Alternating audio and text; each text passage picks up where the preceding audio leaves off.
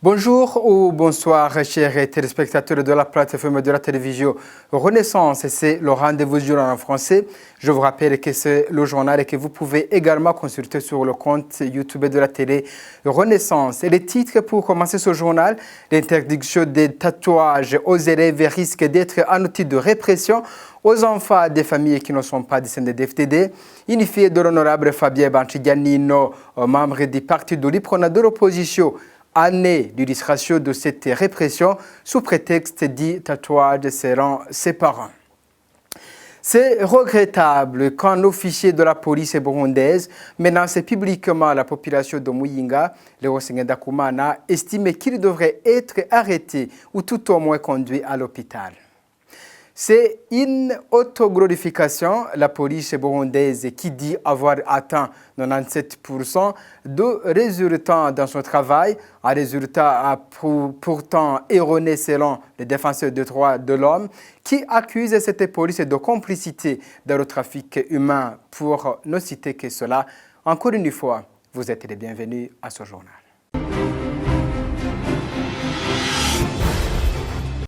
Débutons ce journal par la page de sécurité. Dans une réunion de sécurité devant le gouverneur de province, les administrateurs communaux et la population, le commissaire provincial de la police à Muyinga, Jérôme Nibibogora, a mis en garde les gens qui se réunissent la nuit pour perturber la sécurité, qu'ils seront tués sans autre forme de procès, surtout ceux du parti d'Agatogwassa, CNL.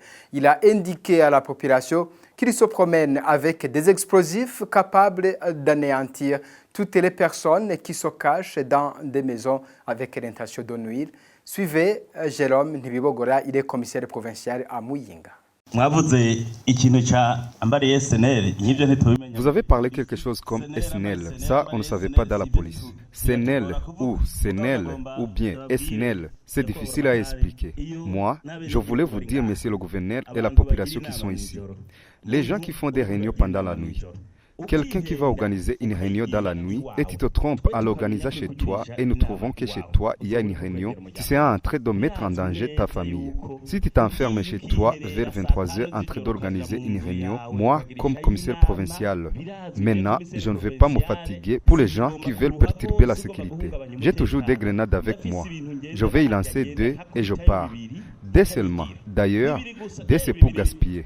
Vous pensez que moi, le commissaire de police, je vais donner la permission aux policiers de veiller sur les personnes qui font des réunions pendant la nuit?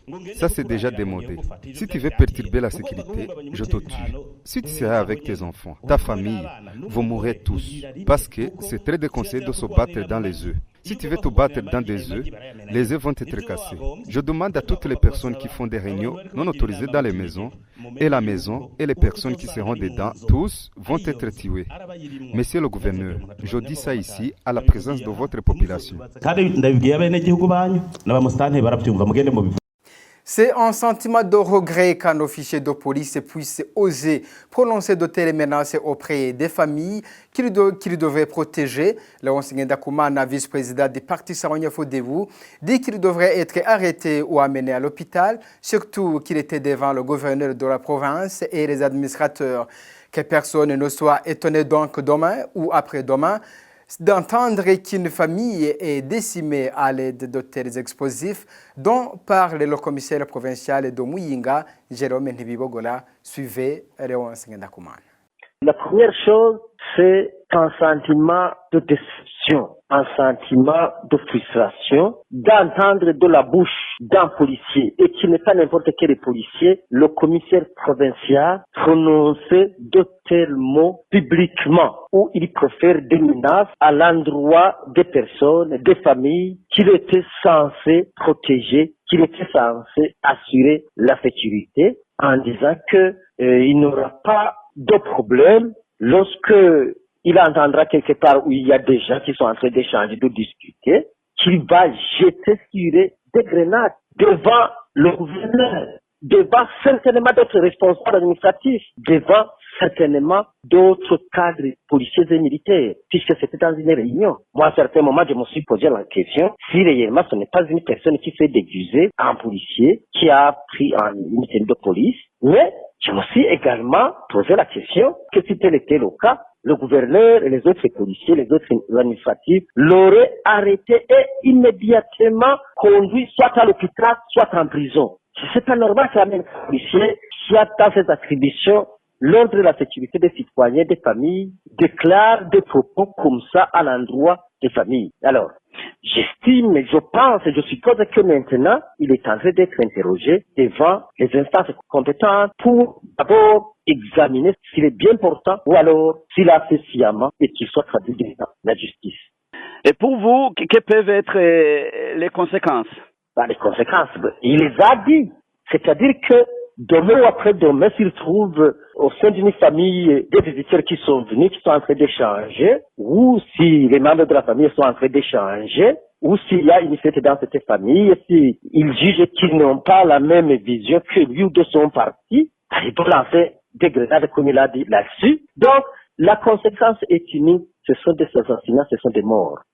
Éducation et droits de l'homme présent pour continuer ce journal et la mesure de la ministre de l'Éducation Janvier Ndirahisha d'interdire les tatouages aux élèves devient un outil de répression aux enfants des politiciens de l'opposition. Dans une lettre qu'elle a adressée à la jeune fille de la première lettre moderne au lycée municipal de Nyakabiga, elle met fin à son cursus scolaire pour cause de tatouages sur son corps. Honorable Fabien Banchiganino, le père de cette jeune fille, affirme qu'il s'agit d'une mesure purement politique parce que le tatouage qui a été vite effacé n'était qu'un prétexte, suivait l'honorable Fabien Banchiganino.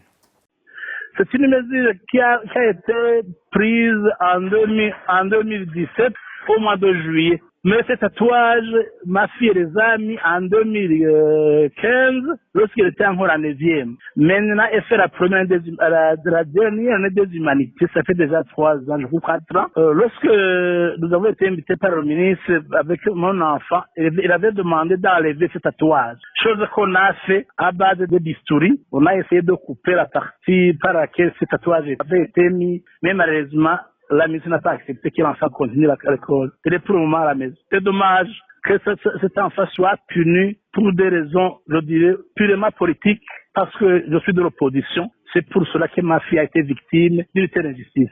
Si même je faisais recours, cette fille était en dernière année des humanités. Il y a une session des examens, c'est trop tard. Et puis une décision du ministre, c'est vraiment difficile d'être élevée. Je crois que ma fille devrait avoir une vie ailleurs que dans les écoles de Burundi parce qu'elle a été chassée justement. Elle pourra faire autre. Pour le moment, elle est indésirable au Burundi, dans les écoles publiques et privées. J'ai été dans son cabinet plus de 3 fois. Et elle m'a même pas reçu.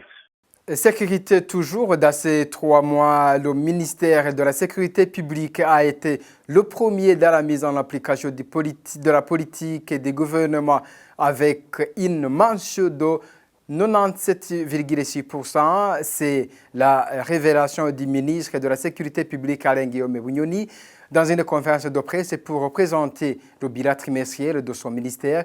Il a aussi annoncé au public que le nombre de victimes de viol a baissé ce trimestre. On l'écoute.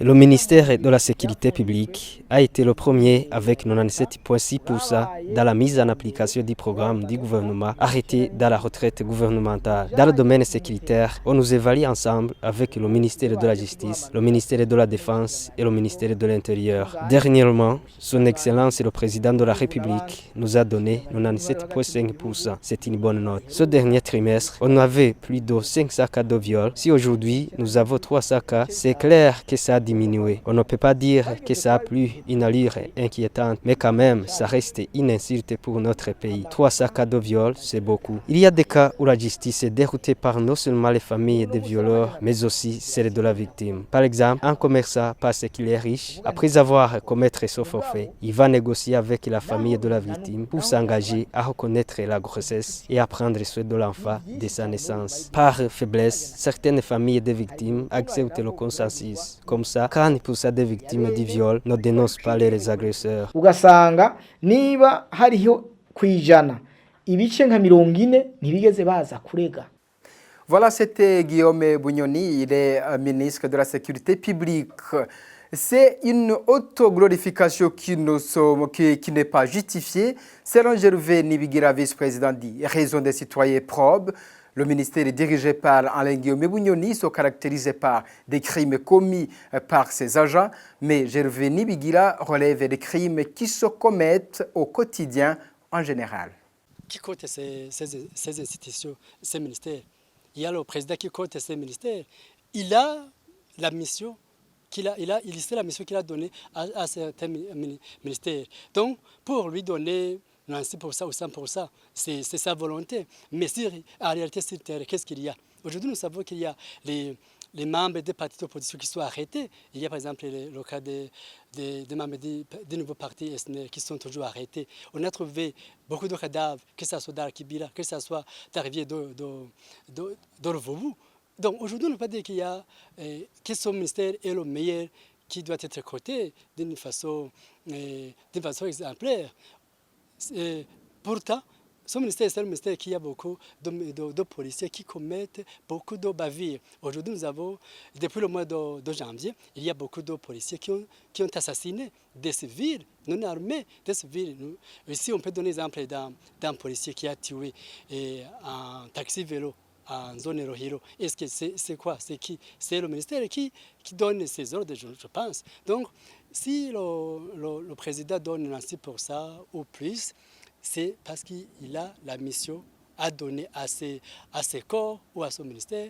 Demain, nous approchons les élections. Donc, c'est pour amadouer son ministère, pour que son ministère commette ces exactions en promouvant ces incidents, au lieu de promouvoir la liberté d'opération ou le droit d'être, le droit de vivre.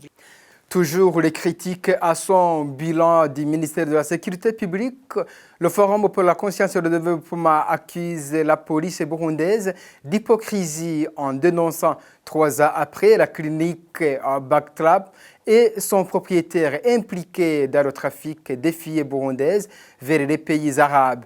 Pacifique Ninahazwe, président du FOCODE, affirme que ce trafic a repris et qu'au moins 60 filles ont quitté le Burundi pour la même destination avec le soutien de certaines autorités de services de sécurité. Suivez Pacifique Ninahazwe. Notre surprise est d'autant plus grande que nous avions dénoncé cette clinique et son propriétaire depuis juillet 2016. Cela signifie donc que la police burundaise a mis 3 ans pour constater ce que nous avons dénoncé en 2016. Je dois rappeler ici qu'à l'époque, en 2016, les filles victimes de ce trafic étaient recrutées dans les permanences du parti CNDD-FDD un peu partout dans le pays. Et cela faisait suite aussi à un message qu'avait fait Pierre Nkurunziza à la fin de 2015, où il disait qu'un pays qu'il n'a pas nommé lui avait demandé 120 000 travailleurs. Donc, nous avons toujours pensé que ces activités du CNDD-FDD de recrutement des filles pour le trafic vers des pays arabes étaient faites dans la suite de ce message de Pierre Nkurunziza. Après la production de notre rapport en juillet 2016, ce trafic s'était estompé. Il y restait encore quelques cas qui étaient menés de manière très clandestine.